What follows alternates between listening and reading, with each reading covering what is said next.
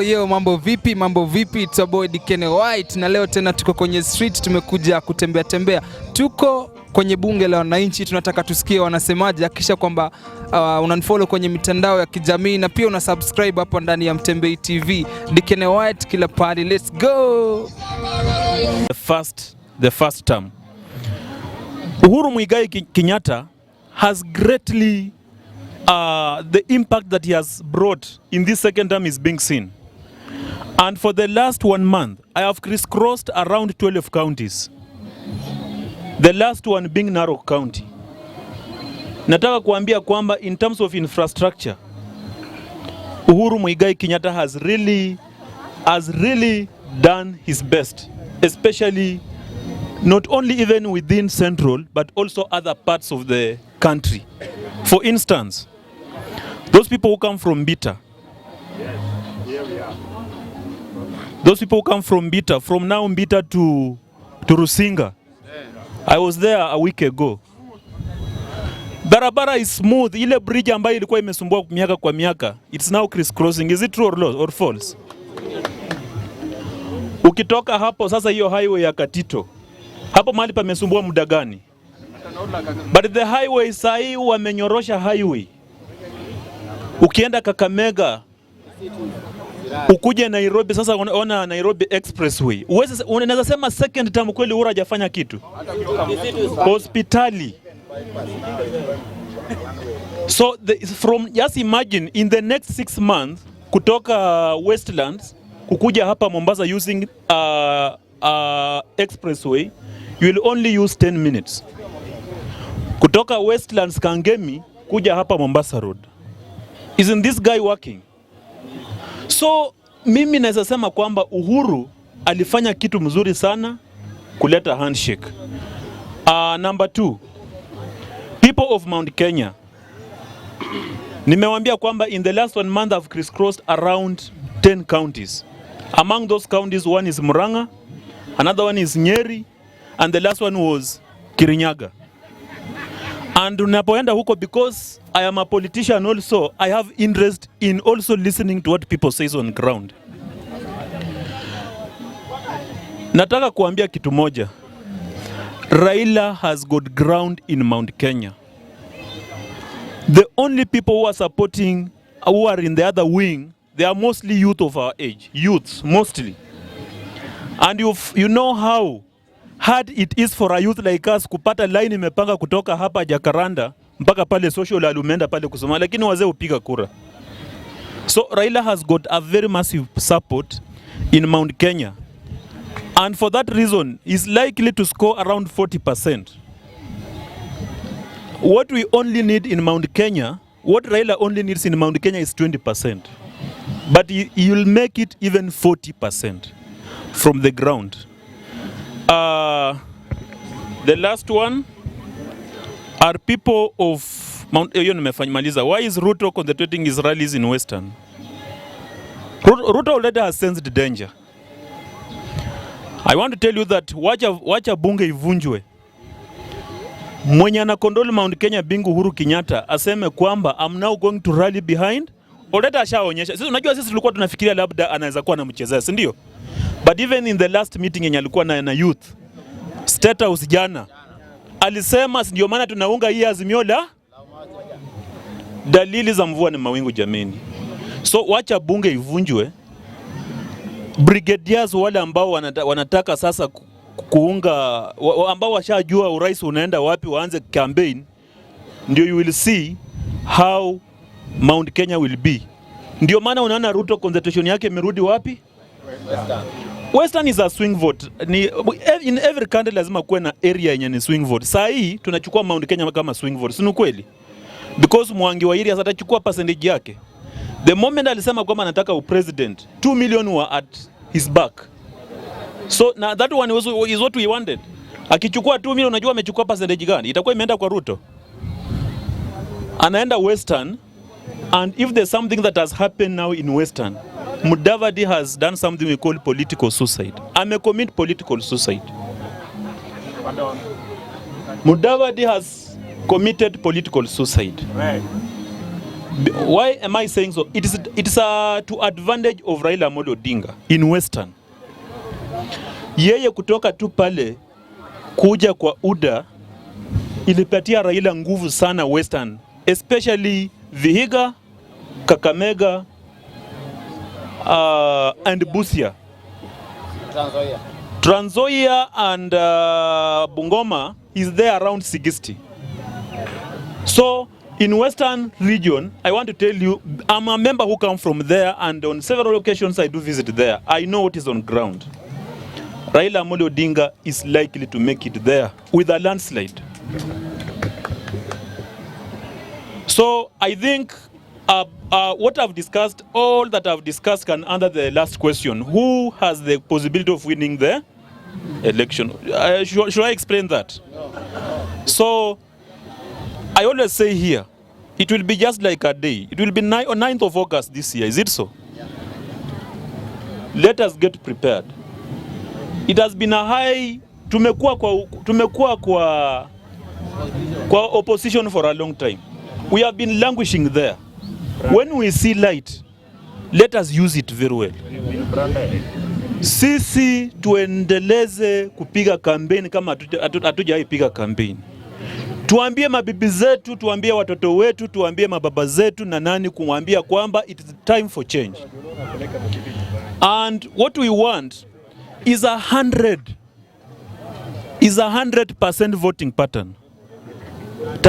Tafadhali mwanabunge, mimi nakuomba kama mfuasi wa Raila sugu, sisi tuamuka asubuhi, juu tushachukua kura, niko na uhakika wengi wetu tushachukua kura hapa, sivyo? Tuende kupiga kura, ikifika saa 2 kura zake zimeanza kuhesabika. Asanteni sana na Mungu awabariki.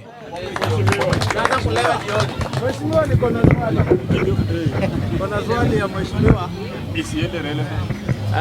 Bwana Spika, hizi makamera za Azimio zinaniogopesha, lakini ni sawa. Ni sawa, nataka hata wewe uonekane mbali bwana. Haya, sawa. Watu jioni boni.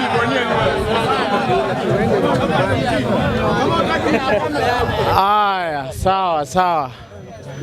Nataka niulize rafiki yangu Roger swali. Amesema President Kenyatta amejenga barabara mingi sana hii Kenya, amejenga hospitali, na ni kweli tunaona, si ndio? Sasa nataka niulize tu my good friend anieleze hizo barabara president amejenga zinasaidia aje huyu mwananchi wa Soweto?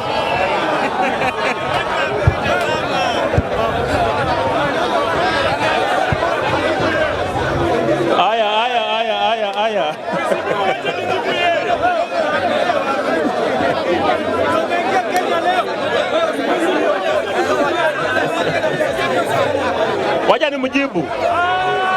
Wacha nimjibu.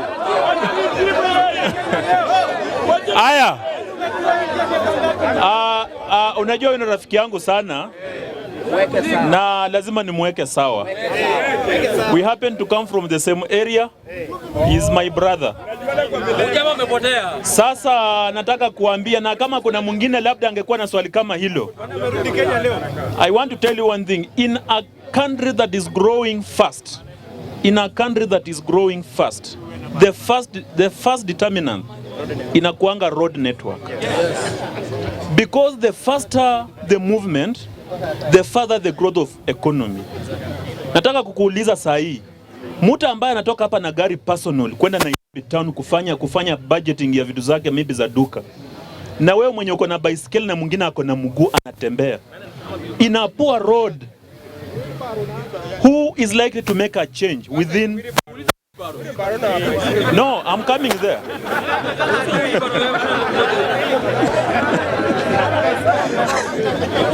So these roads that our Excellency the President is constructing, sio za wheelbarrow, ni za magari. It is an improved road network. If you go to a person who has studied economy, business, administration, atakwambia kwamba the faster the faster the transport network, the faster the growth of economy. My friend, I think umeridhika.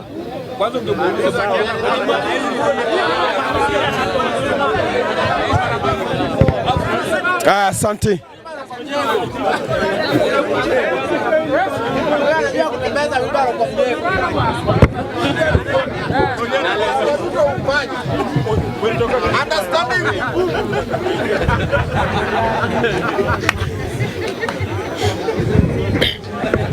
Haya, mimi kwa majina naitwa Mr. Were. Kwa bunge, I'm here in my capacity as a political analyst. This is what I want to say. What could have happened without the handshake? Today nimesoma kwa Daily Nation newspaper. Daily Nation. Charles Katera anasema ati the fallout between Ruto and Uhuru was bound to happen even without a handshake. What is this one telling you? There was in-house fighting even before the handshake. There was in-house fighting. So these guys were not agreeing on some things. So when you see Ruto standing to tell you hati mambo ya handshake ndio imeleta hii, ujue umwambie hiyo ni porojo. Tumesema kama watu wa AZIMIO. Hiyo ni porojo kubwa sana. These guys had a problem even before Raila went there. And what do I want to say about that? Raila Odinga has never misled his supporters whatsoever. If you have been misled, you ni shauri yako. He promised us the handshake, I mean the Canaan. Today, as I stand here, mimi niko Canaan. Because he was only saying, across the river Jordan, tulikuwa na crocodile, mamba. Kumbe mamba ilikuwa William Ruto. Wakati alitolewa tu hivi, sisi tumeingia. Na nikienda Kisumu naona hizo vitu mimi niko Canaan mpaka saa hii. So, hiyo mambo ya sijui porojo nini handshake whatever. But without the handshake also, without this handshake you are seeing here, kama Raila angekuwa anapigana na serikali left and right, it would be a free ticket to Ruto kuingia State House. Ama amuoni hivyo? Because shida ya Raila amekuwa nayo sio kura ya mwananchi. Kura ya Raila iko, hata mimi niko na kura yake penye nimesimama saa hii. Na hiyo kura tumefika State House bado. So hiyo serikali ujue ni serikali ni nini. Kama Ruto anaongea hapo nje anasema serikali ni kitu muhimu sana kama unaenda kuchaguzi. Hiyo ndio imezuia Raila kuingia State House, sio kura. Mara mingi sana.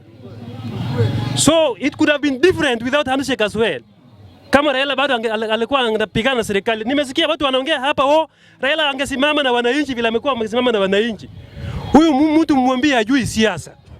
Raila alicheza siasa, mamba ikatolewa river Jordan tukaingia Canaan. Tuseme asante.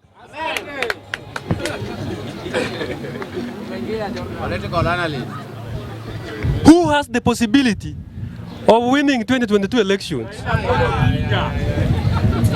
That is a very simple question, and let me call it a rhetorical question. We don't need an answer because we already know. With going by what we are seeing, kura tumechukua ya kutosha. Juzi wali release results hapo tumeona in Nyanza province, former Nyanza province, we have 3 million votes. And we are going to this election when we are united more than ever. Mukisi na Mujaluni kitu kimo? Sijui nani anapinga hapa. Kama unapinga unione kando. Nikueleze. So tunaenda kwa uchaguzi tukiwa na 3 million strong. Na hatujaongea mambo ya Mount Kenya. And also Kalonzo is coming. Where will Kalonzo go? Kalonzo is coming to AZIMIO. Go to Coast. We are still the majority. Come to Central Province, where Ruto is banking on. It is a swing vote. Come to Nairobi. Come to Nairobi, where Ruto is a local leader. He is from local village here. Raila is homegrown. From Nairobi here. Kibaki never managed to beat Raila in Nairobi. Uhuru never managed to beat Raila in 2013, 2017, even in repeat elections, where he was Kenyatta running against Kenyatta. Raila was still ahead. So how can Ruto come all the way from Sugoi to beat Raila in Nairobi.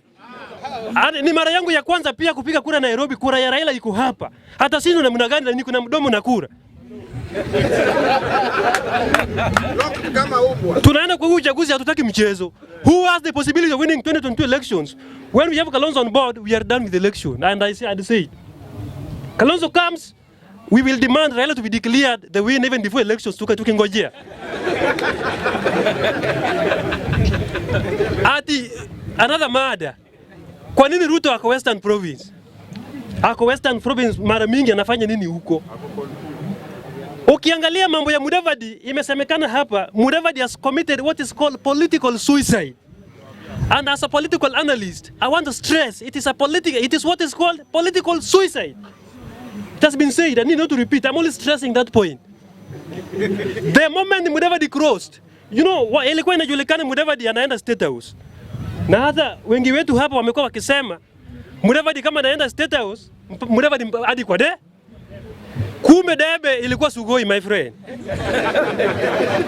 The moment he crossed to wheelbarrow, ni kama watu wa Western wamebaki kama mayatima wa kisiasa. Ndio maana unaona serikali ambayo inaongozwa na Uhuru Kenyatta, the best president in the world, plus Atuoli, waliona hawa watu mapema, wakatengeneza chama cha Democratic Action Party, inaongozwa na Wamunyinyi. Tuko na Eugene Wamalwa hapo kidogo. Ayubu Savula pia wako hapo. Vile waliona wakatengeneza hii chama. Hii chama has taken over from ANC. And kama hujaamini hivi, it has taken over. So Ruto is going there kwa sababu wanajua Mudavadi, everybody has left. Everybody has left to this new party. So Ruto is just going there to at least ionekane hiyo support haijaenda. Bado akona nguvu huko. But what is the reality which is there is that the former ANC stronghold has been taken over by DAP. That's the truth. So Ruto has to make a lot of inroads there to convince Wananchi that things are still in control. That's why you are seeing him there. Hata itachukua muda leo wako huko. Next time wataenda usishangae. Yes, thank you Mr. Speaker for this time.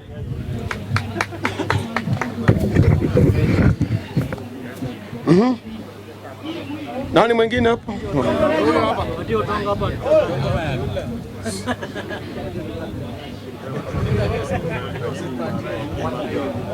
Uji.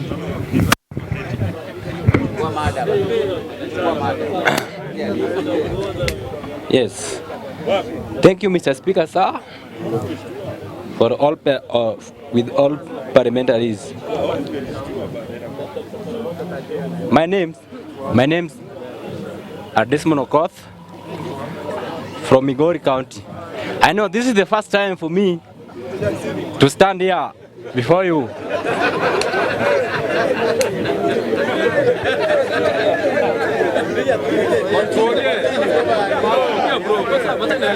Thank you. You know, I cannot continue and some people are murmuring, so I don't know.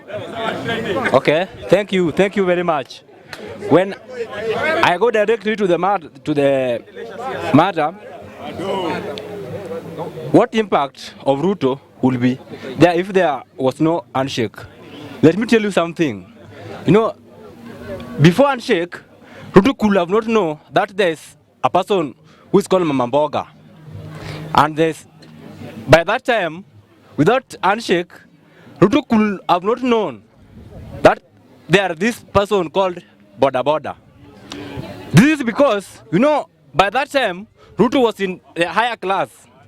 You know, vile Ruto alishtuka tu hivi, at hawa jamaa, vile Ruto aliona hivi, ati baba, ameendea handshake na huyu jamaa, ndio aligundua kwamba huyu jamaa ako na yeye. Na kama we ni mtu mwenye ako na macho, ukiangalia vizuri, Ruto hakuna penye ataenda. Na ni ukweli, hakuna penye ataenda. Because sahi Ruto is being threatened.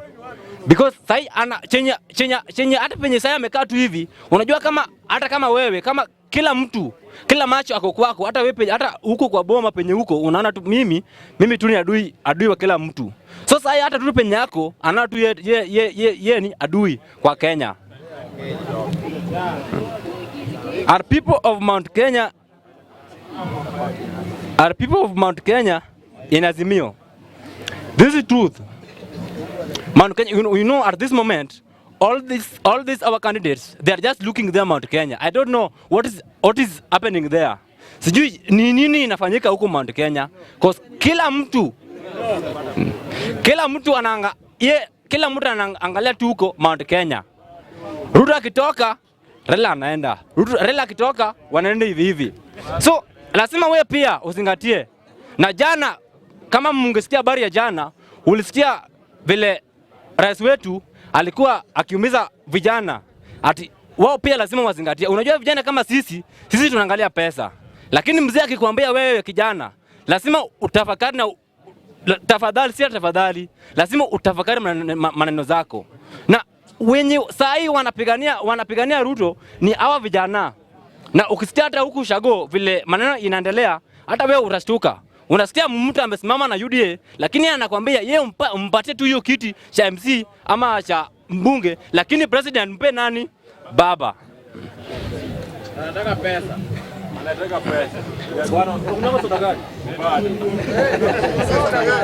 Why is Ruto concentrating Israelis in Western?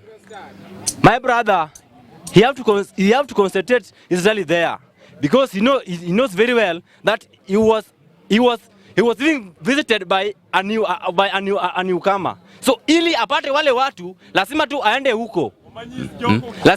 Lazima waende huko. Unajua haezi kosa kuenda huko. Haezi kosa kuenda huko juu akikosa wale watu wachache, si wote, wale watu wachache wa Mudavadi wataona bwana yule mkubwa vile huyu jamaa wetu alienda huko, mbona hajakuja huku? So lazima ngangania wale watu walete karibu.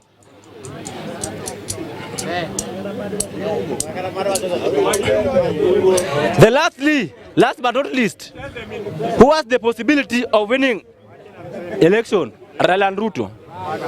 This is not a question to ask. And let me remind you, my members, you know, if you are much confidence about doing something, you might end up in losing, just because we Luo people, we are overconfident. Like we used to be overconfident. According to me, there's possibility.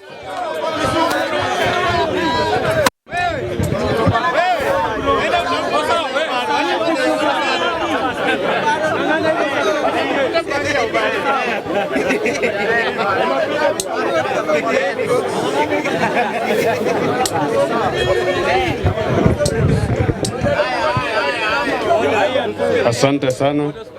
Naitwa Muyode Humphrey. I'm from Busia. Tukianza na hoja ya kwanza, what impact of I said naitwa Muyode Humphrey. I'm from Busia County. Baba damu. Who would be the if there was no handshake? Kama hakungekuwa na handshake, kitu ya kwanza mlisikia kitu Jimmy Wanjigi alisema, walikuwa wamepanga kwenda State House kungoa kuchukua nini? Alisema mwenyewe before siku Raila waenda handshake walikuwa wamepanga vyao kwenda State House. Sasa hatungeongea kitu kingine, tungekuwa kwa uongozi tayari. Hiyo sio shida. Sasa tuache mambo mengine yenye mnasema sijui Ruto angekuwa na nini? Angeiba zaidi. Handshake ilimutolea ile mianya ya wizi kwa sababu Raila alienda kufunga zile mianya. Sasa ndio maana mnaona akona uchungu, akona ukali. Anasema mzee alikuja kutuharibia. Hakuja kuharibia, alikuja kuziba mianya ya Ruto kuiba. Kitu ya pili, hakuna haja ya kusema eti baba Mount Kenya. Kwa nini Ruto anakimbilia Western?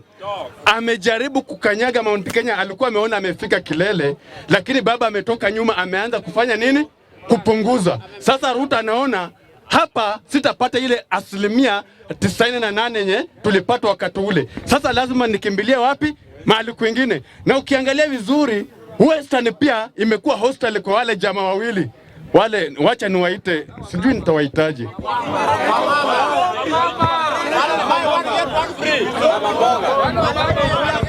Huyo mwanaume na mwanamke wake walienda kuolewa na Ruto hao. Walienda huko, sasa wamepata, wakienda Busia hata wajumbe wao wanasema mupigia AZIMIO. Wakikuja Vihiga wanachanganyikiwa. Trans Nzoia the same. Muliona Musalia juza amekuwa wakiwa Naivasha. Mani wapi? Pia anaanza AZIMIO. Sasa watu ni AZIMIO damu. Na damu yetu inatiririka AZIMIO damu. Sasa sote ni wakati tumefika. Imefika wakati Baba ametuambia tutafika Kanani. Na imefika wakati wa Kanani. Lakini wale washenzi wawili walitoroka, hawakutaka kula asali. Sasa ni wakati wa kukula asali. Sisi ni kwenda Kanani. Hii mambo ya Ruto hii tuachane nayo. Hii mambo ya vitendawili vya Ruto kutuambia baba alienda na vitendawili. Na hizo vitendawili ndio zinatupeleka State House. Na tunaambia Ruto hiyo vitendawili ndio tunafuata. Na sisi ni watu wa baba. Asanteni. Mama nyonga bili. Obiro no M-pesa Buy.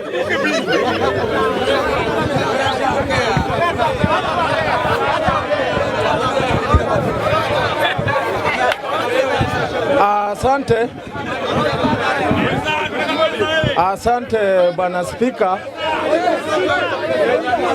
Asante sana Spika kwa hii nafasi. Nataka niseme hivi.